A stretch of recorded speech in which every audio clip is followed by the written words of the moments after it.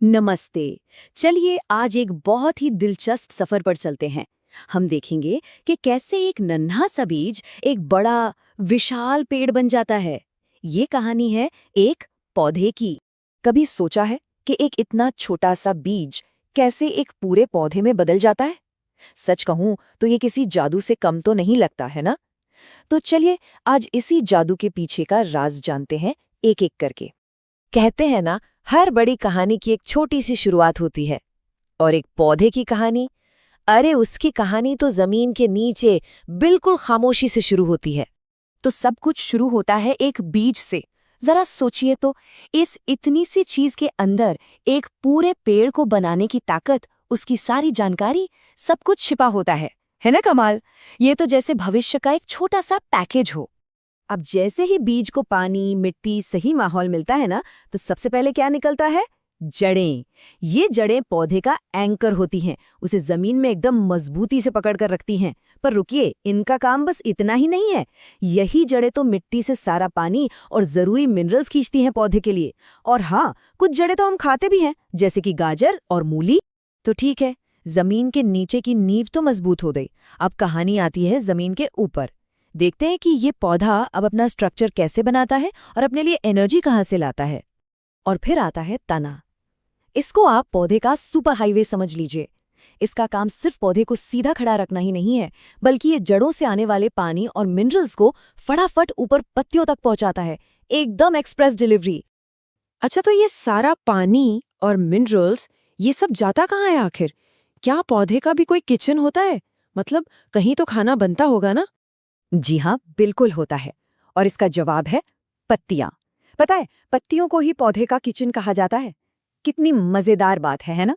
सारा असली मैजिक तो यहीं होता है। तो सवाल ये है कि इस किचन में होता क्या है? देखिए, पत्तियों में एक हरी चीज होती है, क्लोरोफिल। ये क्लोरोफिल सूरज की रोशनी की मदद से हवा और पानी को पौधे के खाने में बदल देता है। इसी कमाल की प्रोसेस को कहते हैं फोटोसिंथेसिस। और बात यहीं खत्म नहीं होती। इन्हीं पत्तियों से एक पौधा सांस भी लेता है, बिल्कुल हमारी तरह। तो अब हमारा पौधा बड़ा हो गया है, अपना खाना खुद बना रहा है। अब कहानी पहुंचती है अपनी सबसे खूबसूरत मोड़ पर। अब बारी है अपनी अगली पीढ़ी को दुनिया में लाने की। और ये जिम्मेदारी कौन उठाता है? फूल। अक्सर हम फूलों को बस उनकी खूबसूरती और खुशबू के लिए जानते हैं, पर उनका काम इससे कहीं ज्यादा बड़ा है।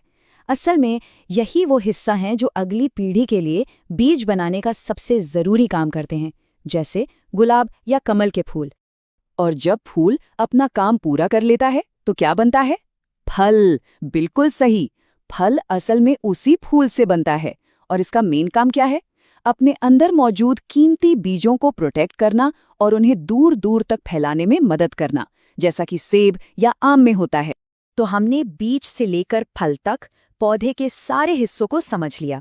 अब चलिए इन सबको एक साथ जोड़ते हैं और देखते हैं कि ये पूरा का पूरा लाइफ साइकिल कैसे काम करता है। तो ये है एक पौधे का पूरा जीवन चक्र। देखिए, कहानी शुरू होती है एक बीज से। वो जमीन में जाता है, जड़ें निकलती हैं जो उसे मजबूती देती हैं। फिर तना ऊपर की तरफ बढ़ता है, पत्तियां आती हैं जो धूप से खाना बनाती हैं। उसके बाद एक खूबसूरत फूल खिलता है और आखिर में वो फूल एक फल में बदल जाता है, जिसके अंदर क्या होता है? वही नन्हा सा बीज जो इस पूरे चक्र को फिर से शुरू करने के लिए तैयार है। ये है नेचर का कमाल। तो अगली बार जब कोई बीज हाथ में आए या कोई पत्ती या फूल दिखे, तो याद रखिएगा कि वो सिर्फ पौधे का एक हिस्सा नहीं है, बल्कि उसके पीछे एक पूरी की पूरी कहानी है। हर एक छोटे से बीज में एक पूरा जंगल छिपा हो सकता है। कभी सोचिएगा जरूर कि हमारे आसपास के पेड़ पौधे हमें क्या क्या कहानियां सुनाना चाहते होंगे।